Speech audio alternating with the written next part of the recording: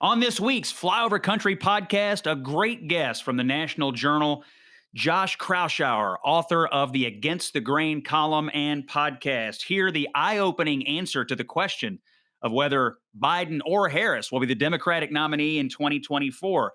Here, Josh's analysis from the Virginia governor's race about how Glenn Youngkin's victory may set the stage for Republicans to win in 22 and in 24, and find out why Josh wants to punt Peppa Pig into the sun.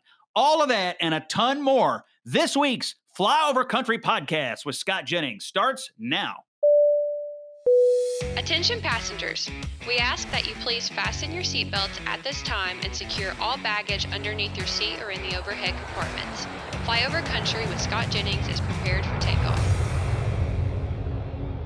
Hey, thanks for listening to the Flyover Country podcast. I'm Scott Jennings. Appreciate you being with us today. And we are honored to have with us one of the greatest journalists in Washington, D.C., covering the political scene, someone I've known and followed for many years, and I think often is on the leading edge of picking up trend lines in American politics. It is Josh Kraushaar, the managing editor of the political coverage of National Journal. I've known Josh for a long time, back in his Politico days and his hotline days. We've been communicating about what's going on in politics for many, many years. And I think what I admire most about Josh, and we'll talk about this today, is his willingness to not give in to the Washington, D.C. journalism bubble narratives that often form, which it seems to us out here, Josh, and Flyover Country often sort of mandate that everybody who's in the business sort of get on the same narrative about a race or about a political situation and not deviate. And you often, I think, are willing to go outside of that groupthink and proffer some other theories about what happened. And maybe that's where we'll start on this Virginia governor's race. It seems to me that you were one of the first people that picked up on the progressive left-wing lurch of the Democrats hurting in Virginia, and you've written about that in your postmortem on the Virginia governor's race. Perhaps you could talk a little bit about that. And again, thanks for being with us. So thanks, Scott. And I want to also say thanks for having me on one of the early episodes of Flyover Country. I always enjoy watching your analysis, independent analysis on CNN. So it's great to be on the show. You know, look, I wrote about Virginia pretty early on in the context of education. And there was a little bit of people talk about lived experiences these days. And as a Fairfax County, Virginia parent, I could see and experience a lot of the discontent that was taking place among groups that don't usually vote Republican. Facebook groups of parents in Northern Virginia, my wife's, groups of moms that are talking about the state of the schools. And it really started, this all has to do with a lot of overt progressivism in institutions that used to be moderate. Fairfax County, Northern Virginia, has been governed by Democrats for quite a long time. But in the last few years, there was sort of a takeover among the progressives within the party on the school board and the county executive government. If you follow the local elections, you could see that shift taking place in real time. And it really percolated in education on the school board most significantly.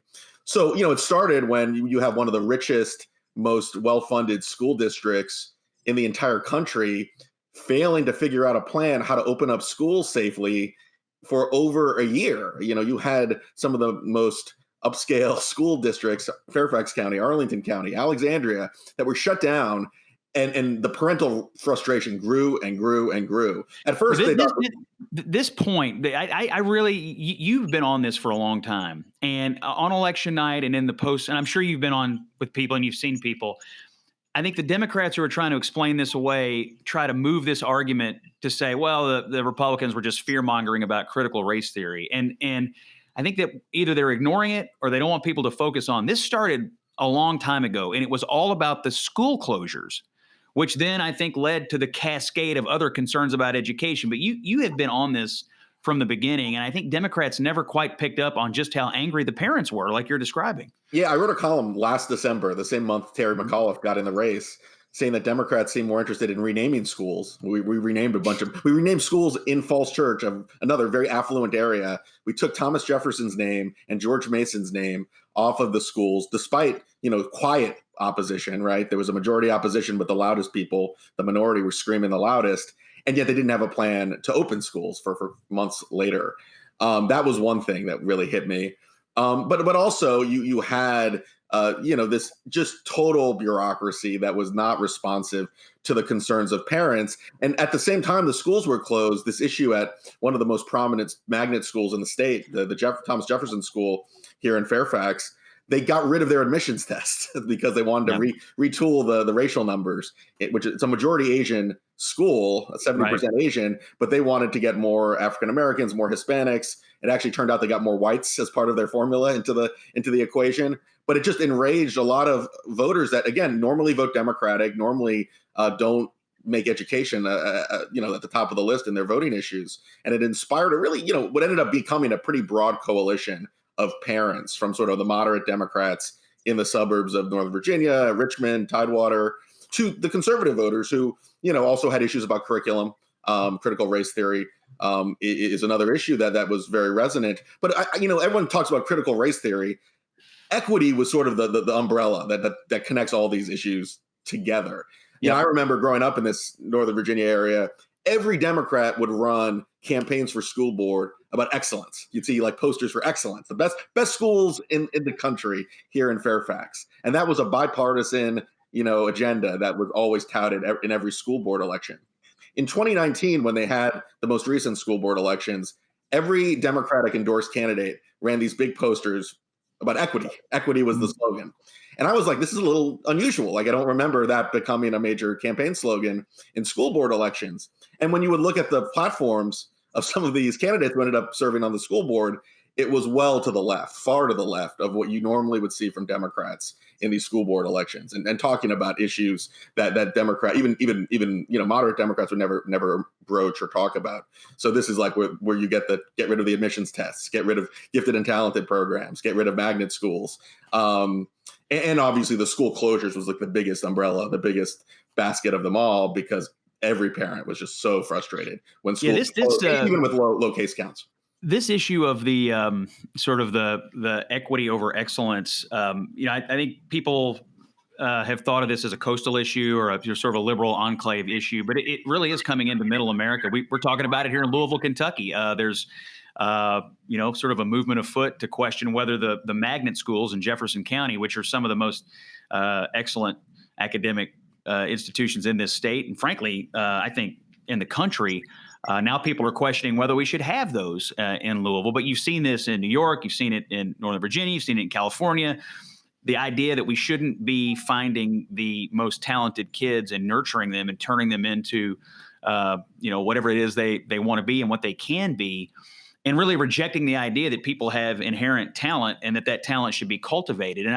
So now that we've come out of this election where education reared its head as a key issue, I actually wonder if that's not the next front here, where you have essentially conservative, center-right parents saying, I want my kids' talents to be found and nurtured. And then you have everybody on the left saying, we're not going to recognize talent in any child, and we're going to make all outcomes equal, even if that means all outcomes are lesser than they could have been. And I think that is going to be a losing argument for the Democrats. And it wasn't the biggest issue in this race, but what do you think about that? Is that the next frontier in this fight? Yeah, well, we talked to the strategists a few nights ago with the Youngkin campaign, and the one thing they said that struck me, and I kind of appreciated it at the time, they needed to go on offense on education because they were losing in the race during the spring and summer. And their first event on education wasn't about critical race theory. It was actually at that Thomas Jefferson magnet school with a diverse coalition of parents that really said, what the heck is going on here? Like, why is the school not listened to us? Why has the state bureaucracy not listened to us? Why have you gone to such extremes to change a model that had worked for so long? Best school in the country, according to many ratings. So that was a major kind of a jujitsu move from the Youngkin campaign that they appreciated in a way that McAuliffe was just tone deaf to throughout the entire race. I mean, we talk about that debate flub, which clearly was a moment that changed the trajectory of the race. I think what gets less attention is it took McAuliffe almost 3 weeks to respond to an ad that clearly was denting his numbers. Like, you don't see that. I mean, you know this. I mean, usually campaigns are adept when they know they have a weakness. They'll come up with a response ad. You'll fight on the airwaves back and forth.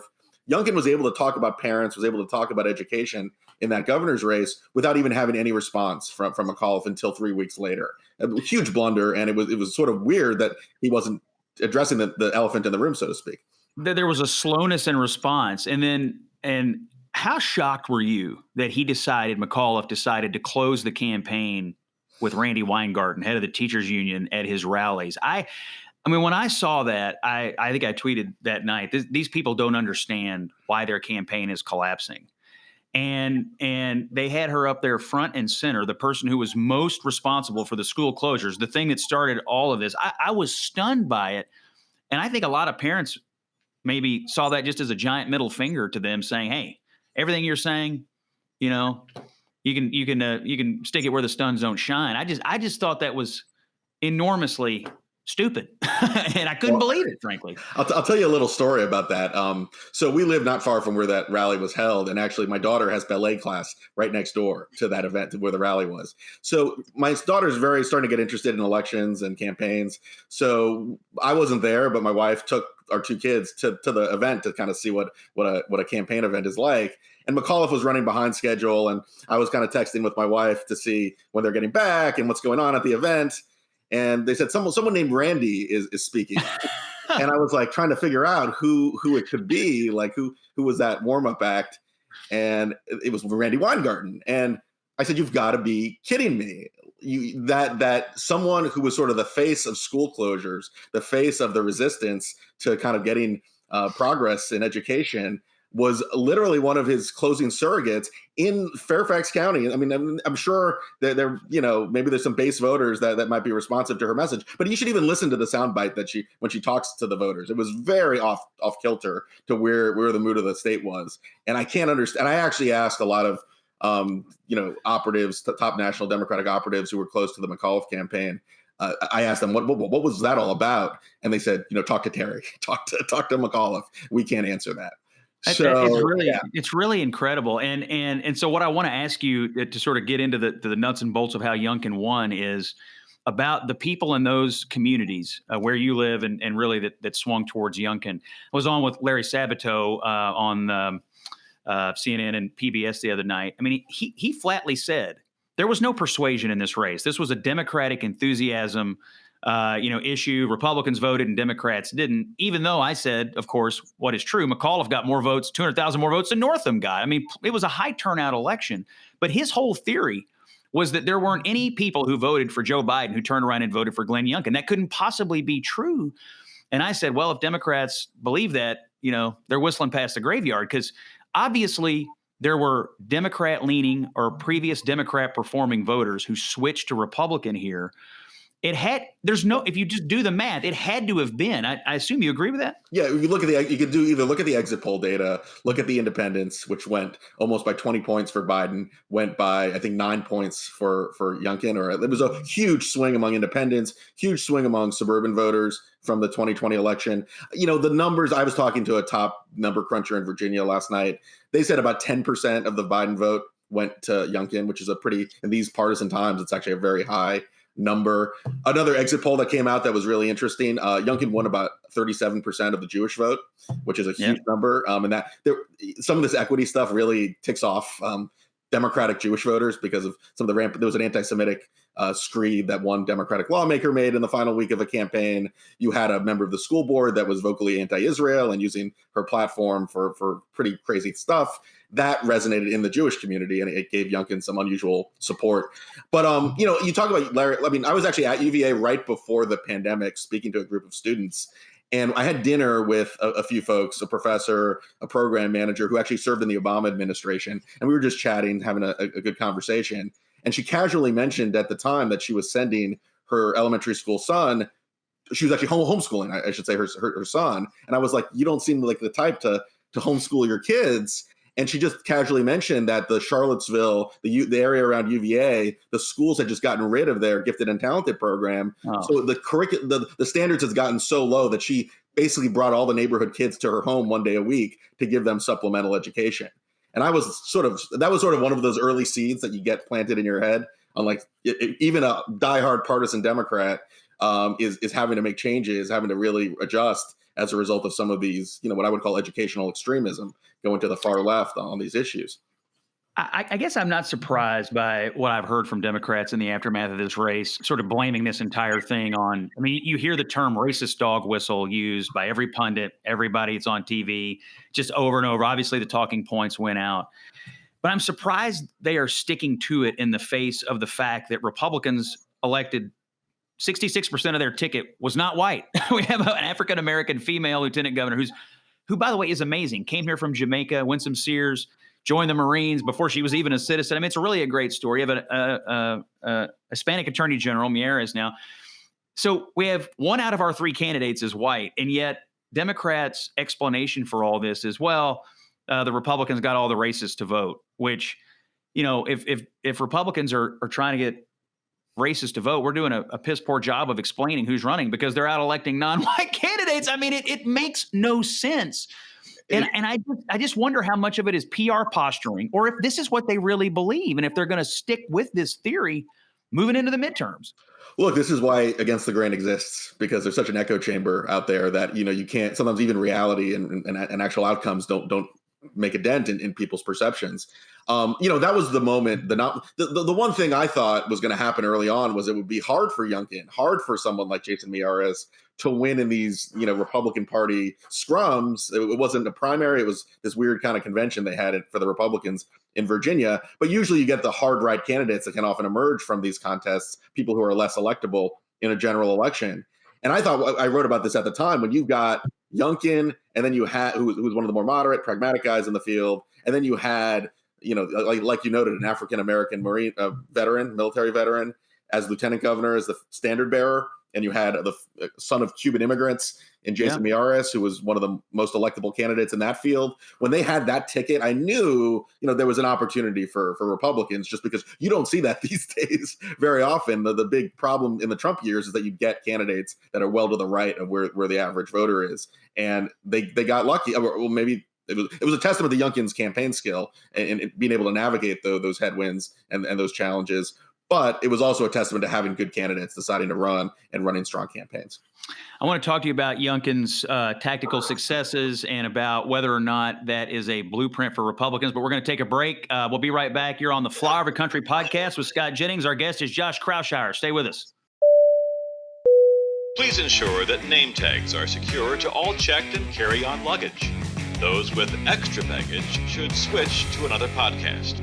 Welcome back to the Flyover Country podcast. I'm Scott Jennings, your host. Our guest today from the National Journal, Josh Kraushaar. We're talking about the election results last week in Virginia and around the country. We've been focusing on Virginia. I do want to talk about some of the other things that happened, but wrapping up on the Virginia piece, we've been focusing on sort of the Democratic failings, but let's talk about what went right for the Republicans. Glenn Youngkin, and I've made this statement on TV. A lot of people have said, he may have written a blueprint for the Republicans to start talking to voters again in the suburbs. You've interviewed some of his people. Just curious about your chats with his strategists, and I'm sort of interested to know, did they know early on that that they had a plan to nibble back in the suburbs, or did it kind of fall on their laps? What's your thought on that? Look, they knew they had a good candidate, a guy who was a quick learner. He's an outsider, never ran for office before, was more of a donor as CEO of the Carlyle Group, but he had a quick aptitude for politics, and they were very impressed.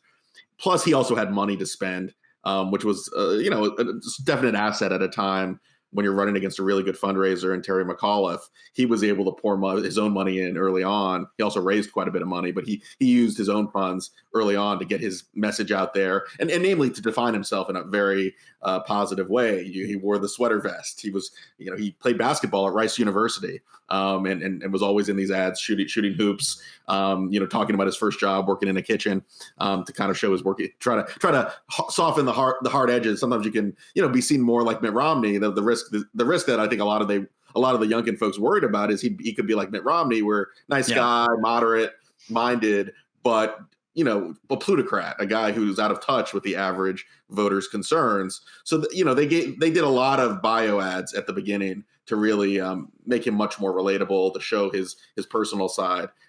Wearing the sweater vest as which became sort of a branding icon. That's the new Klan uniform, the fleece vest. Haven't you heard? I thought, by the way, there's like an LL Bean in the Tonius Mall in Northern Virginia selling these fleece vests for like $100. I'm like, yeah, I don't think this is the white supremacist shopping at the mall in Tyson's Corner. I mean, it's just sort of like this ridiculous, and it got all the way to the Joe Biden was even on this message. It was crazy.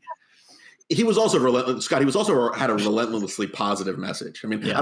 Matt Continetti at the Free Beacon had a good column this week where he said he never saw Youngkin frown. He always had a smile on his face. He was hopeful, talked about his agenda. He really, I mean, after running a very heavy bio campaign early on, he actually had 5 principles, talked about law and order, talked about schools, talked about a tax cut for groceries.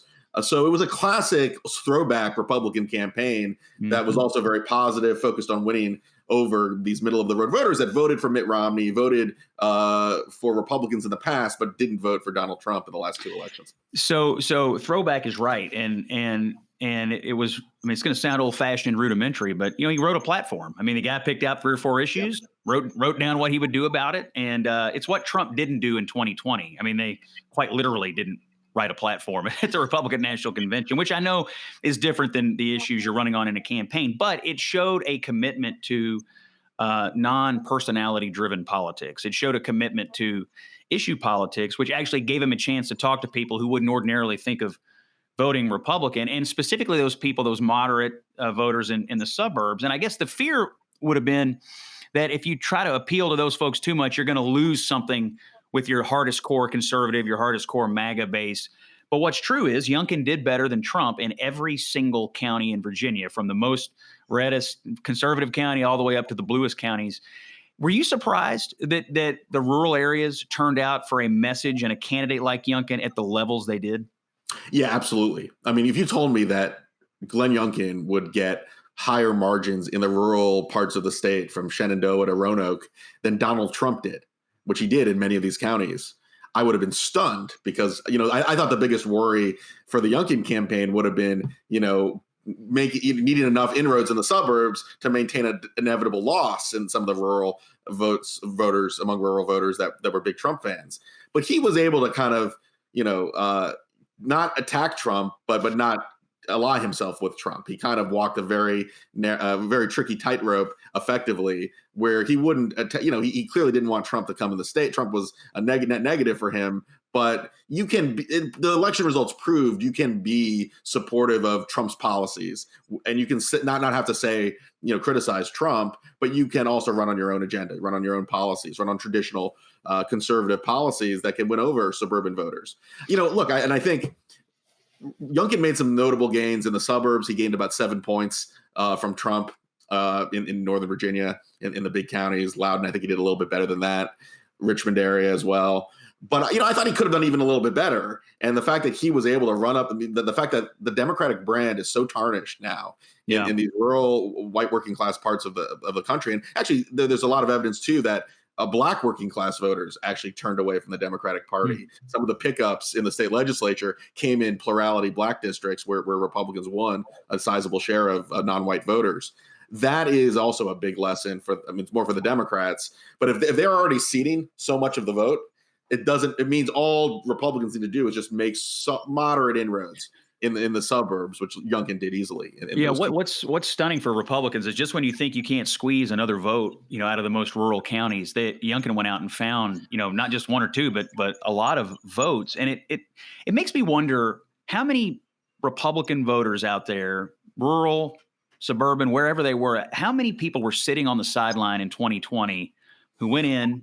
We saw this in some down ticket races in the country, who went in and voted Republican down the ticket and just didn't do it for Trump. They just didn't vote in that race. They just left it out. And yet they were waiting to come back and vote for someone who had checked all the right boxes on issues and just didn't turn them off personally. It's a good lesson, I think, for 2024. And I actually find it interesting because, Nikki Haley a few months ago, she gave this big speech saying, the problem with Republicans is that we're too nice. And I thought at the time, that was exactly our problem in 2020. People just thought we were way too nice, and that's why they didn't vote for Donald Trump. I think Youngkin flipped this on its head, and like you said, relentless positivity, a set of issues, and it worked across the board. And we didn't lose a thing among the people that I think Nikki Haley was trying to appeal to. Well, and politics is fundamentally a forward-looking business. That's why Trump's obsession over the 2020 election results and his obscene denialism of the results is so damaging for Republicans. But it's also why Terry McAuliffe's obsession over Trump in a governor's race, where most smart people who understand politics recognize that Trump recognize, number one, that Youngkin wasn't Trump, but also that, number two, maybe in a congressional race, you could worry about who has the majority and there are federal issues that come into play. But in a governor's race, it's about schools. It's about the local economy. It's about much more bread and butter issues. And the fact that I wrote in my column, borrowing a line from Joe Biden, everything you heard from McAuliffe was a noun, a verb, and Donald Trump. He couldn't get past the Trump message. No. And maybe that it kept some of the swing voters that were thinking about Youngkin into his fold, but it turned off a whole lot more. Terry McAuliffe, according to the exit polls, had favorability numbers about the same as Donald Trump when this campaign was over, which is really, really telling. He sacrificed the likability he may have had at the beginning of the campaign in this scorched earth race, and he undermined himself a lot more than he helped himself. Well, and it just was apparent over time. Youngkin, as you said, always smiling, always positive. His whole demeanor and attitude was just nothing like Donald Trump. And to try to argue that this was essentially, Trump in a vest, as Joe Biden argued and others, no one was buying it because Youngkin's overall attitude was just so different. And he didn't insult people. He didn't do any of the things that you associate with the Trump brand. And so McAuliffe trying to get people to draw that line, it was obvious it wasn't working, and yet they ran it all the way to the end. It was really, really kind of stunning, actually. Yeah, one other thing that stunned me about that strategy is the successes that Democrats had, even when Trump was in office, was not talking about Trump. In 2018, and Dan Senna is one of the smartest Democratic strategists I know. He was the architect behind getting Democrats back the House majority. He has said over and over again that we didn't talk about Trump. That was sort of the mood music, but we talked about healthcare. We talked about issues. We talked about policy. That's how Abigail Spanberger in Virginia got elected. That's how Elaine Luria in Virginia, a Democrat, got elected. And for a guy, and Terry McAuliffe, who was the DNC head, who's a party boss, who should know politics, he didn't get it. And I don't understand what the again, like usually when you're playing to the base so aggressively in the late stages of a campaign, you're losing. You're desperate. You're throwing some Hail Mary passes out there. But that wasn't just his late game strategy. That was pretty much the whole logic of his campaign. And it was a very illogical strategy that cost him badly. Yeah. It's kind of lazy. Let's be honest. It's kind of lazy. It's a lazy way to try to run a race. And I sort of get the feeling Democrats thought they were going to run this all through the midterm. And now they've realized that even in a blue state like Virginia, it doesn't really work. And so they're back at the drawing board. There was a lot of races around the country. A lot of crazy things happened. The Buffalo mayor's race, the referendum in Minneapolis, the Seattle city attorney's race. There was a rejection, I think, of this progressive wokeism, that Carville was railing on in the New York Times the other day. The one that actually stunned me, we talk about rich man race in Virginia. Now we'll talk about poor man race in New Jersey. The guy who knocked off the state Senate president of New Jersey by spending $153, half of it at Dunkin' Donuts, who was just like super pissed that he couldn't get a gun permit. So he files for office and ends up knocking off one of the most powerful Democrats in New Jersey. And so the elite, the elite of reaction to this guy has been so disdainful. And I think it's amazing. And I actually think there's a lot in common between Youngkin and this guy. Totally different walks of life, totally different economic stations, like totally, different ends of the socioeconomic spectrum. But they both sort of had an idea. They were mad about the direction of their area. Something happened that caused them to run for office. And voila, voters responded to that kind of, I'm in this race because I have authentic issues and I want to deal with it. To me, that's the similarity. That's the tie that binds. How closely were you tracking anything in New Jersey? And I assume, like me, you were stunned by it. Yeah, I'm not as closely as Virginia, but I was stunned. That was sort of like AOC winning a primary, in 2018 that no one saw coming, that you had a guy who spent about $150 on his campaign, had a Facebook page, was a truck driver who upset the most powerful Democrat in the New Jersey state legislature. But look, the fact that the results from New Jersey mirrored the results from Virginia, and you had also a pretty little known state legislator almost, come within a couple points of defeating Governor Murphy when the polls showed this as a blowout. It tells you that there's something bigger out there that Democrats really need to be concerned about. Is it all Biden? Do you think most of that is a referendum on Biden, or do you think do you think there are just deeper issues with the Democratic brand that are even beyond him? It's both. I mean, I think I've been befuddled, and I've written about this many times in my column, how Biden ran as a unifying moderate, and from the get-go, from the seeking a partisan $1.9 trillion plan that had the potential for bipartisan support, he's been pandering to the left and really giving a lot to the most extreme folks within his own party, most recently on this, bypassing his own infrastructure accomplishment to try to get additional trillions in spending that don't have the degree of political support he needs. Look, I also think the COVID issue is one that's hanging over the Jersey race and the Virginia race. Both states are blue suburban states that supported common sense measures to stop the spread. Like they're not like anti-vax, anti-science states. Yeah. But what you saw in both Virginia and New Jersey, you had school closures that were among the top 10 in the country in both states, and in these suburban Bergen County and up northern New Jersey, these areas that went from Republicans to Democrats in the last few years swung back to the Republican fold in a big way. Both states have low case counts. Like I can tell you from Virginia, even a lot of Democratic friends of mine who supported a lot of these health measures are kind of wondering what the health bureaucracy is doing when you have tiny numbers of cases and you still have a very cautious, very regulatory bureaucracy that's that's showing no light at the end of the tunnel. There's no optimism. There's no positive news, even though there is a lot of things to be really excited about. That looks like this Delta variant is finally going away, and there's a whole lot of good news on the vaccines and even these therapeutics that are now out there to help stop the worries for people worried about COVID. So I think that was sort of the overhang also in both of these races. Not that people were against masks 100% of the time, or not that people didn't trust the science, but there were some suburban moderate voters that want to know where the light is at the end of the tunnel, want to hear some kind of optimism from the public health bureaucracy, and want to see their leaders address that, have benchmarks to when we finally get out of this mess and start having a path to full reopening. Well, I think they also want to see some consistency from the public health bureaucracy. Today it's message X, tomorrow it's message Y that's contradictory.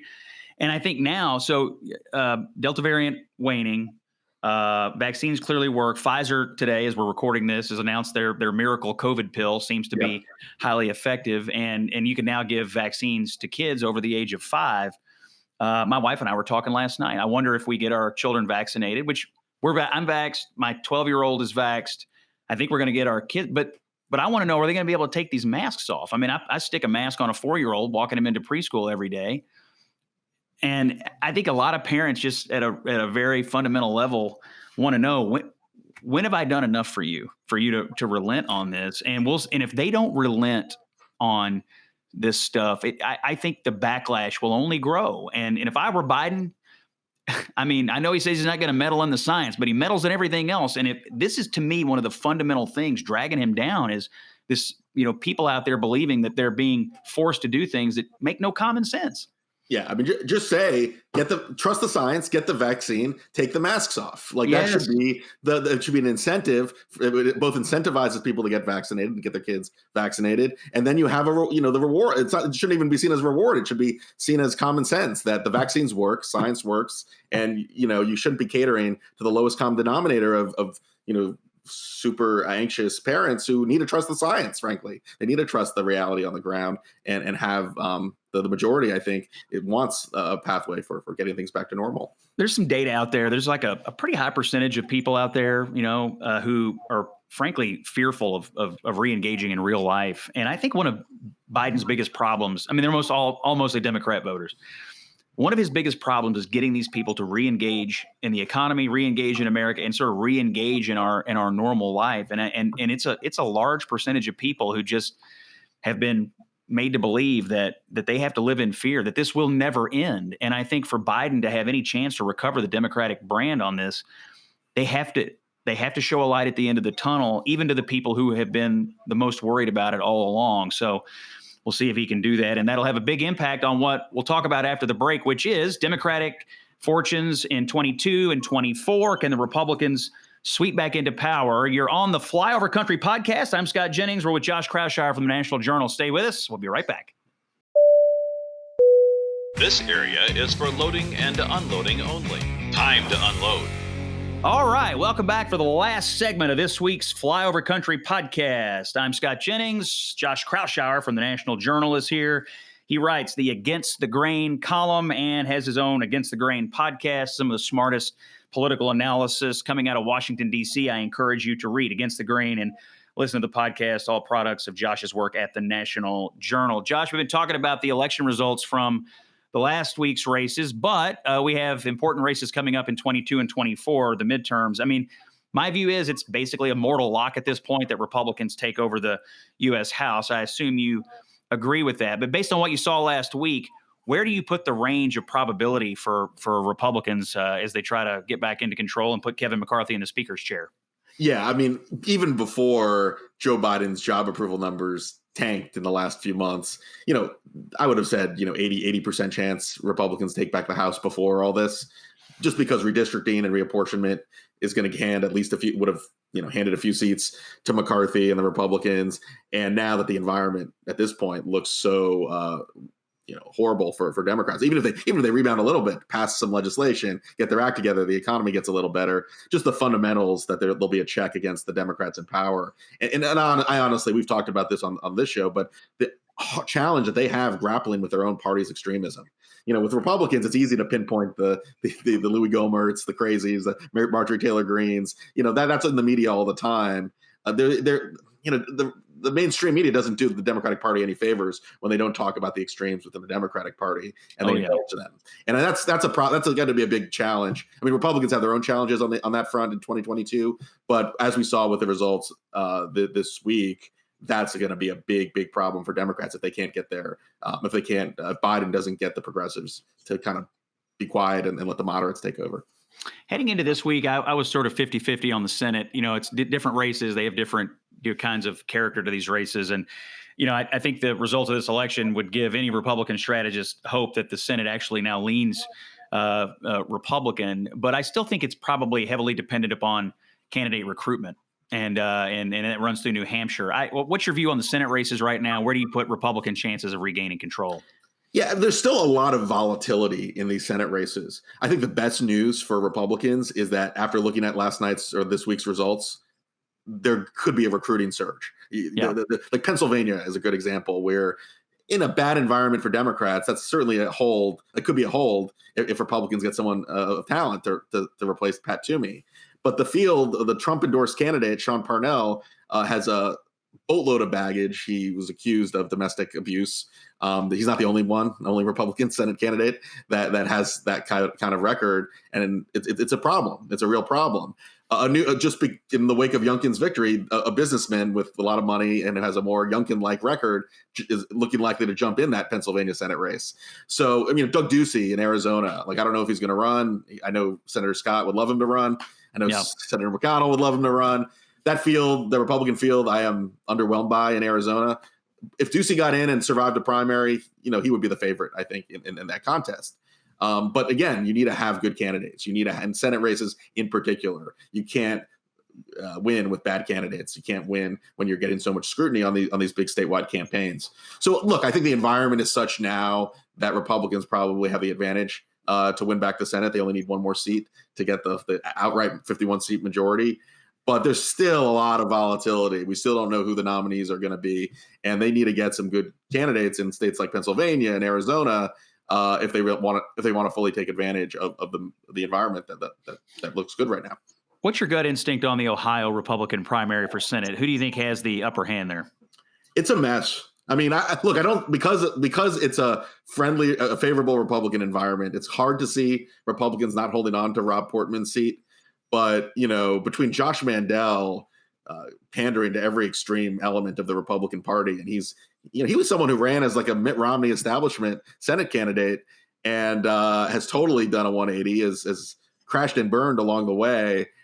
He's the nominal front runner, but I think a lot of his baggage is going to catch up to him in that primary. You got J.D. Vance, who also was once a Trump critical Republican who got fame for his book. Hillbilly Elegy, but he's also doing the same thing. He's kind of doing the same Trump light approach that I don't think is very effective, at least beyond Republican primary politics. that's going to be a big test, whether there's someone who can kind of do the Youngkin, that can straddle both. I mean, there's a woman, Jane Timken, who's running. Yeah. She's close to Trump, was the former state party chairwoman. She hasn't really caught on fire her campaign yet, but she's someone who kind of fits a little more in that Youngkin mold. I will say that she was close to Trump, close to Romney, huge supporter of Republicans across the board. I mean, she really has been, a real loyal soldier there for the party in Ohio. But I think you're right. She hasn't quite taken off yet. I'd read some accounts that maybe she was in line possibly for the Trump endorsement early on, and that got derailed. That would have really enhanced her ability at the top of the race. But we'll see if she can now reconfigure based on what she saw at Youngkin. Of course, he won in a convention. She's got to win a primary. It's different thing. Well, then there are a lot of candidates, and that's such a crowded scrum. I think a lot of stuff could happen in that primary. The campaign really hasn't gelled fully yet. But this is the problem. This is the challenge that Republicans face, in that you need to convince voters that you can be supportive of Trump's policies, but you need someone electable to win. Ohio should be a state Republicans hang on to. I think a real worry for McConnell, frankly, isn't necessarily just winning races, even though that's the top priority for him, but it's who's going to be serving in the caucus. Do you want like Josh Mandel, who's going to be saying crazy things, to be representing the Republican Party? Mo Brooks, who was one of the speakers at the January 6th rally, who's the front runner in Alabama. Like, do you really want that guy to be one of the 50 or so faces in the Republican Party? It's a challenge, and it's one that's tricky for Republicans to navigate. Do you give Katie Britt there in Alabama any chance to beat Mo Brooks? Her fundraising's been very impressive. Yeah, with that money and that profile, she has Senator Shelby's support as well. So that you can't sneeze at that. But look, in Alabama, the Republican Party is very, very much to the right of where the average voter is in the country. So, this is the toughest question is going to be a lot of the stuff surrounding January 6th. And do you acknowledge the election results? And I think there's an easy answer for Republicans. Youngkin kind of handled it masterfully in Virginia. He said, he was pretty explicit about where he stood on all that stuff and was rejecting a lot of the crazy. But, you have a lot of other candidates that are tap dancing with this very, a nihilistic movement, frankly. And I don't think it's going to do the Republican Party any good in general elections. Any gut feel for the primary in North Carolina, where you've got Trump in that race having endorsed Ted Budd, but former Governor McCrory there and Walker? It's an interesting primary. It's not clear to me how that one's going to shake out yet. Yeah, that's one of the best bellwethers of where the party is. Governor McCrory is sort of a pre-Trump figure. He won an election before Trump was even on the political scene and served a term in office. He's well respected among Republicans in the state, not quite as conservative as Congressman Budd. I think Republicans are less worried about that race, just because even though Budd is quite a bit to the right of McCrory, he's not tweeting crazy things every day on Twitter. He's running his campaign hasn't been firing on all cylinders, but he's not doing the stuff that Josh Mandel is doing. He's not doing the stuff that Mo Brooks is doing. And, you can tolerate someone in a state like North Carolina that voted for Trump. I think you can tolerate someone who's a little bit further to the right. They can still win a general election as long as they're not absolutely, advertising their extremism at every turn. But I think the more electable candidate certainly would be someone like former Governor McCrory. Let's move on to 2024. And I'll just ask you, as you said here today, do you think Donald Trump will be the Republican nominee in 24? Look, he's the leader in the clubhouse, right? If he wants to run, which I'm not convinced about. Like, I think he certainly wants to create the perception that he's going to be running in 2024. Whether in 3 years that's where he's at, 2 or 3 years, that's where he's at, I'm not convinced. But I do think if he does win, he would be the heavy favorite. And a lot of Republicans, thinking about running themselves would probably step aside. Will Joe Biden be the Democratic nominee in 2024? No, I don't think. Between, candidly, his just political, I thought he was a little more politically adept. So between his own struggles right now and his age, frankly, to be 82 in 2024, I think it's going to be a wide open Democratic field. What you're articulating is really an amazing thing. If the sitting president doesn't run for reelection, Nancy Pelosi looks like she may be on the brink of retirement. Kamala Harris is, perhaps more unpopular than Joe Biden. There's really a leadership vacuum at the top of the Democratic Party, and an opportunity, I would think, for someone to step in. I don't know who that is. I don't know where they're going to come from, but there's a real vacuum there.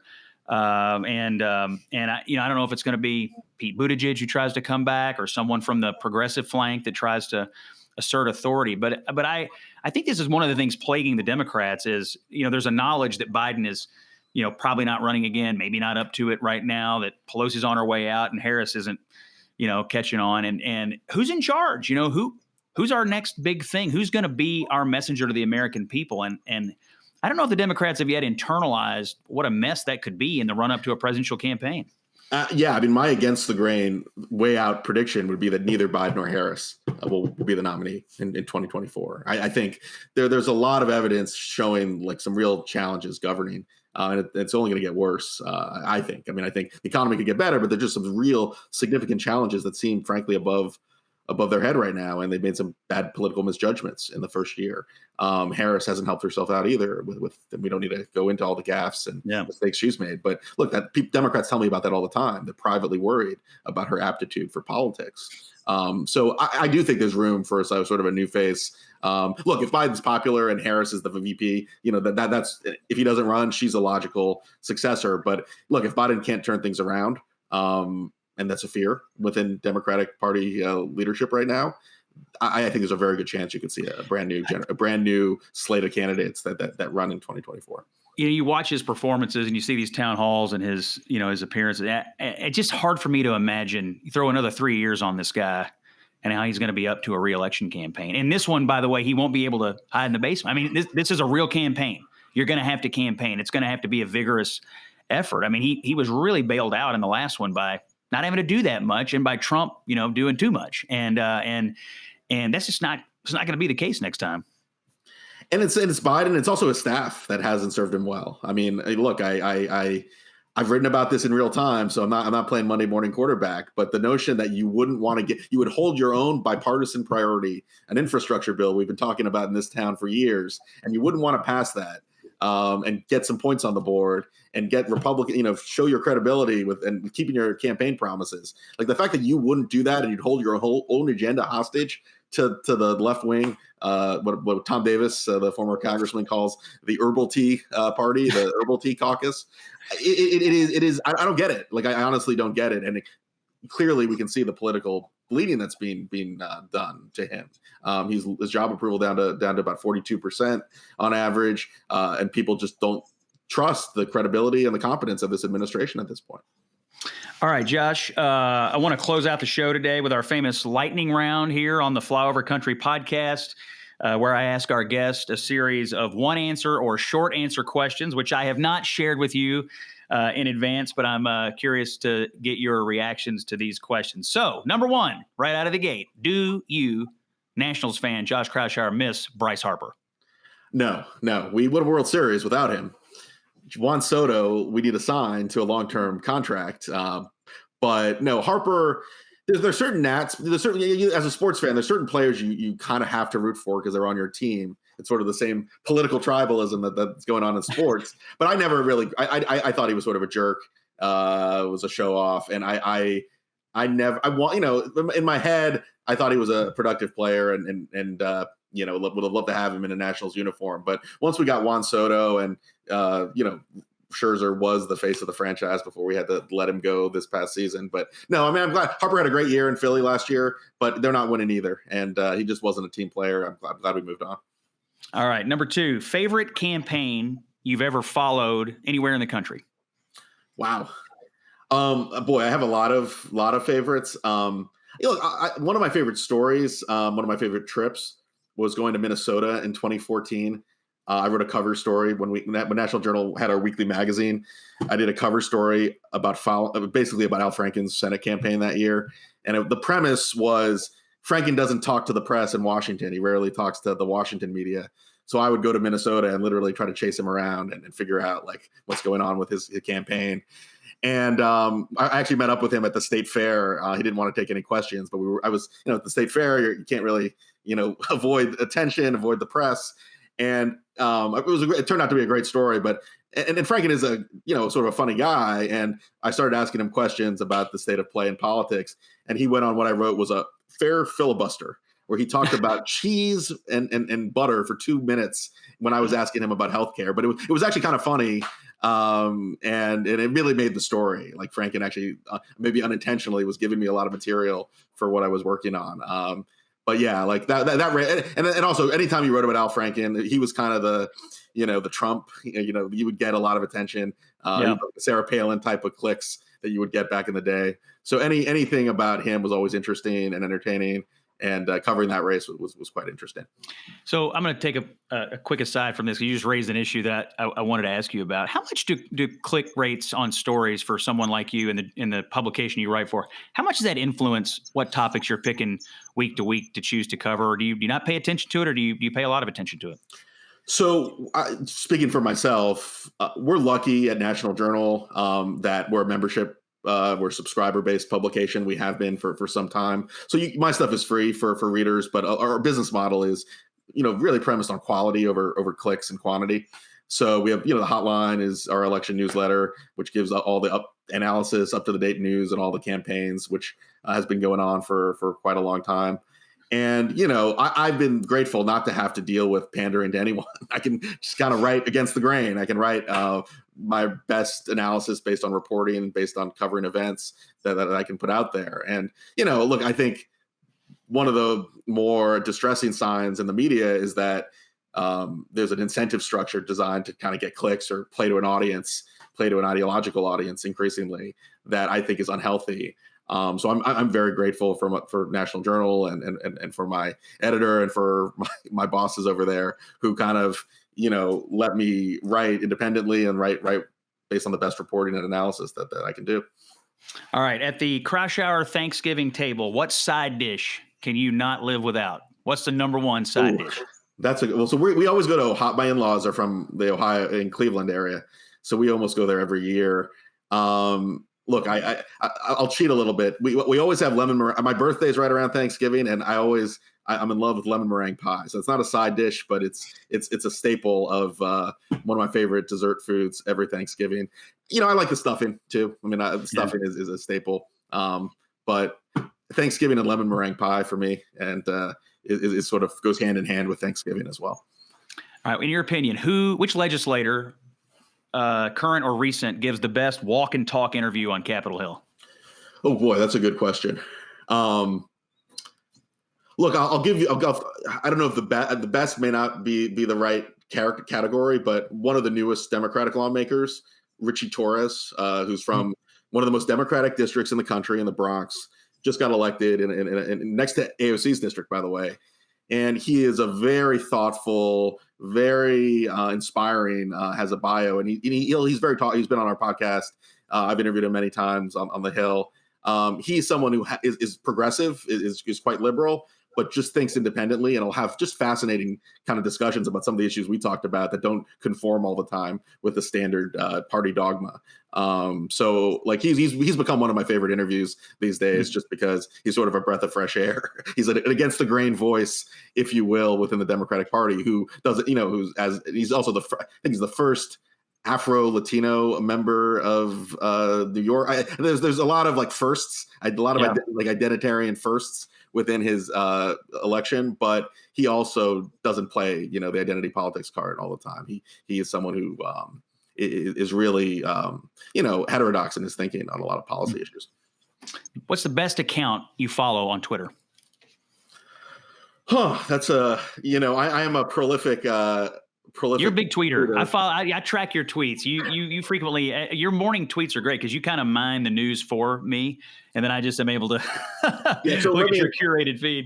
Look, and I try to I try to offer like kind of just the hotline on Twitter for like just good, interesting nuggets from the world of political news. So, two people I like to follow a lot are two election analysts that I think have really good track records.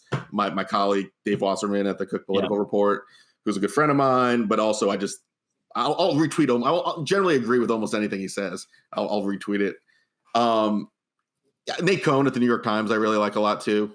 His tweets are always insightful, must follow type stuff. So, yeah.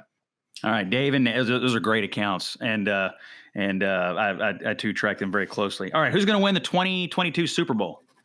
Well, I'm a Patriots fan, so I don't know if that's going to happen this year. Though Mac Jones is looking pretty good, so I can't complain. let's just say the Los Angeles Rams. I think they just got. Well, they just made a big trade. They got what's his name from the Broncos. Yeah. You almost did a little wish casting and called them the St. Louis Rams there. You were channeling your inner St. Louis fan there. Well, you don't want to I hate these franchise moves. I hate the fact that you now have two teams in LA, one which there's no fan base for. But I liked it when the Rams were in St. Louis. But I'd say the Rams. The Rams are the favorite. All right, last one. You, like me, have children. If there is one children's movie that you could punt into the sun and have it incinerated and never have to watch again, what would it be? Oh boy. I mean, it's less a movie. There's so many TV shows. Okay. We'll make it a TV show too.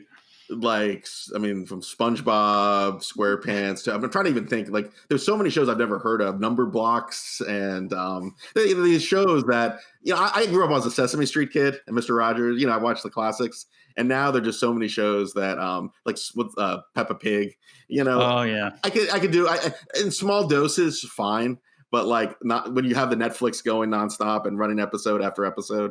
It's a lot. All those like Netflix kids shows can get a little tiresome. Yeah, man, it's rough out there for us. Josh Kraushaar from the National Journal. Thank you. Josh writes the Against the Grain column for National Journal. He has a podcast called Against the Grain. I would highly encourage you to follow him on Twitter and track what he's thinking about, because as I opened up the show with, I think Josh is often on the leading edge of what the actual trends are in politics, in an industry and in a business where there's a lot of groupthink because no one wants to be an outlier or wants to be wrong. Josh often takes, I think, interesting tacks in his writing that frequently turn out to be exactly right. I think that was true on Virginia, which is why you should be following him as we head to the 2022 midterms and the 2024 presidential campaign. Josh, you've been a great guest. Thanks for being with us. And please follow us on your favorite podcast feed. Give us 5 stars, do the ratings, do the comments. Let us know if you like these kinds of guests, because we're trying to build a nice platform here for people like Josh to come to a whole audience out here in flyover country. I'm Scott Jennings. Thanks for being with us. Follow me on Twitter at Scott Jennings, KY. Flyover Country with Scott Jennings is a production of Bluegrass Media Lab, coming to you from the heart of Middle America, Louisville, Kentucky. If you like what you heard, subscribe to Flyover Country on Apple Podcasts, Spotify, or wherever you find your favorite podcast. 5-star reviews will help us keep making the content that you love. To find my latest television hits, columns, and other commentary, go to scottjenningsky.com. And you can also find me at Scott Jennings KY on Twitter and Facebook. Thanks for listening, and talk to you soon. Ladies and gentlemen, make sure your seat backs and folding trays are in their full upright position. Cabin crew, please take your seats for landing, and thank you for choosing Flyover Country with Scott Jennings.